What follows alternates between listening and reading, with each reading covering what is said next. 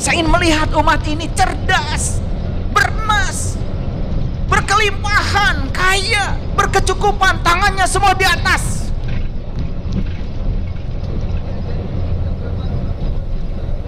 Dan sebelum saya bicara, saya sudah membuktikannya, Bapak Ibu. Ini cinta kasih, Bapak Ibu. Tidak ada misi terselubung dari Saiful Karim, gak ada. Saya asli anak Garut. Saya asli orang Islam. Kalau baju saya begini pakai batik, saya menghargai baju leluhur saya.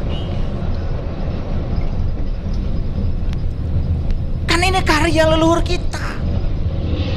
Ini jati diri bangsa, Bapak Ibu.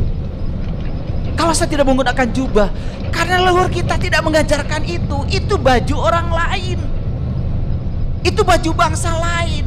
Saya pakai baju bangsa saya sendiri karena saya asli bangsa Indonesia. Loh, saya yang asli bangsa Indonesia dicurigai apa-apa loh. Kalian yang pakai baju asing nggak sadar.